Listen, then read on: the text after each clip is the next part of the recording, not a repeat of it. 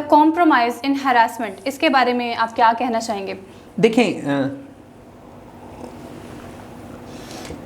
Compromise इन harassment cases या rape cases का concept अब खत्म हो चुका है। बीइंग स्टूडेंट ऑफ लॉ एक चीज क्लियर करता चलूं कि there are two sort of offences, one is bailable, one is not bailable. ठीक है, बेलेबल ऑफेंसेस जिसमें जमानत as a matter of right मिलती है, नॉट बेलेबल में आपकी ऑनरेबल कोर्ट की डिस्क्रिशन होती है कि आपको बेल दी जानी चाहिए, जमानत दी जानी चाहिए या नहीं दी जानी चाहिए। उसमें नॉट बेलेबल में कैटेगरी है कि ऑफेंस प्रोहिबिटरी क्लॉज में फॉल करता है, यानी कि उसकी सजा 10 साल है या 10 साल से कम है या ज्यादा है या उससे कम है, प्रोहिबिटरी क्लॉज में फॉल नहीं करता। एक उन जराइम में कैटेगरी होती है कंपाउंडेबल ऑफेंसेस या नॉट कंपाउंडेबल ऑफेंसेस की। ठीक है, कंपाउंडेबल ऑफेंसेस का मतलब ये होता है कि हर्ट केसेस हैं, उसमें एक बंदा एग्रीव्ड है, मतलब उसको विक्टिम है, तो वो जाके स्टेटमेंट दे देता है कि भाई, वो बयान दे देता है कि जी मुझे इसकी जमानत होने पे, मुझे केस खत्म होने पे कोई एतराज़ नहीं है। Okay fine, as per the law and as per the enactment that offence is like compoundable offence, fine,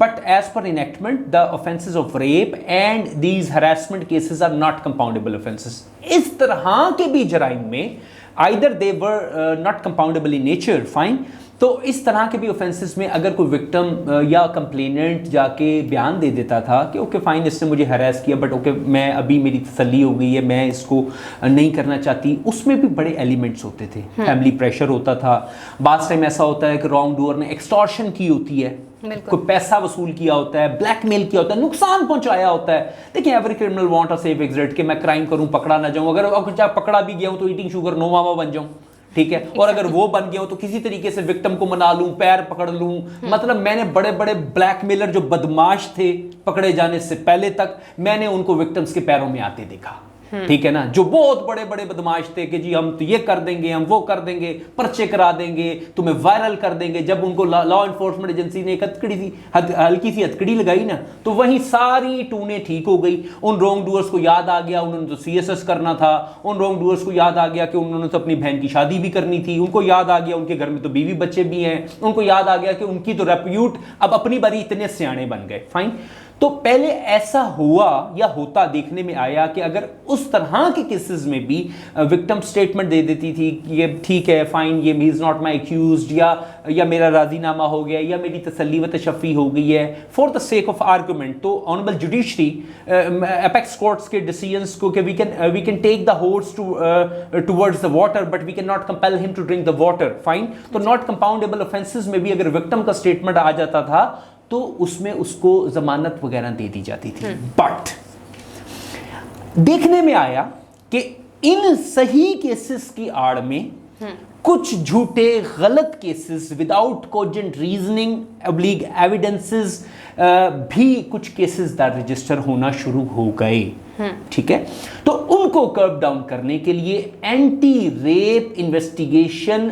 and trial act 2021 implement हो गया। जब से वो नाफिजुल अमल हुआ तो 376, 354, ये जो 21 और 24 21, 22 पीका चाइल्ड पोर्नोग्राफी और ये जो हरासमेंट के रिलेटेड केसेस हैं, ब्लैकमेलिंग के, अगर कोई विक्टिम जो माइनर है या कोई फीमेल है, अगर वो कंप्लेंट करती है रेप की या हैरेसमेंट के केस की और FIR दर्ज रजिस्टर हो जाती है, अपनी कंप्लेंट की, उसके गवाहान ने बयान वगैरह रिकॉर्ड कराए, और लेटर ऑन अगर वो अपने उस बयान से रिट्रैक्ट करती है, पीछे हटती है, ठीक है ना, उसको मुल्जिम को फेवर देने की कोशिश करती है, अब वो फेवर किसी मॉनिटरी गेन की वजह से है, वो फेवर किसी मजबूरी की वजह से है, या वो फेवर किसी सोशल प्रेशर की वजह से है, ठीक है, अगर किसी भी वजह से है तो वो 22B of anti rape act 2021 वो ऑफेंस कमिट करेगी और उसके खिलाफ FIR हो जाएगी। ठीक है, कि फॉल्स कंप्लेंट की है, आपने एक मैटर रिपोर्ट किया, उसके बाद आपने स्टेटमेंट्स वगैरह रिकॉर्ड कराई, आपके गवाहान ने कानून को हरकत में आया, मुल्जिम को गिरफ्तार किया या उसके खिलाफ FIR दर्ज रजिस्टर हो गई, और बाद में आपने कंसेशनरी जो है वो स्टेटमेंट दे दी, तो आपने ऑफेंस कमिट कर लिया। तो आपके चैनल के थ्रू डेफिनेटली मैं अगेन एक मैसेज डिलीवर करना चाहूंगा उन पेरेंट्स को भी, उन भाइयों को भी ठीक है, उन फैमिली मेंबर्स को भी, कि अगर आपने पर्चा रजिस्टर करा दिया तो किसी की बातों में आके, देखिए ignorance to law is no excuse. बच्ची को नहीं पता कि what would be the consequences of any bullshit,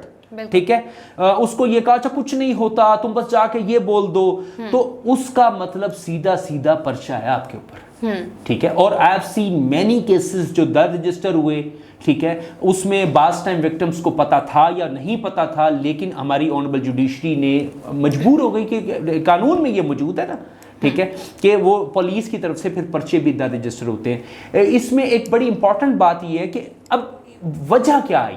देखिए ऑब्जेक्टिव क्या है anti rape act 2000 investigation and trial act का, कि एक तो कर्ब डाउन करना है दीज सॉर्ट ऑफ ऑफेंसेस को, जड़ से उखाड़ना है, कि ऐसा कोई जिनसी दरिंदा या रॉन्ग डूअर कानून की गिरफ्त में आए तो वो इतनी आसानी से छूट ना जाए, ईटिंग शुगर नो मावा ना बन जाए, फाइन।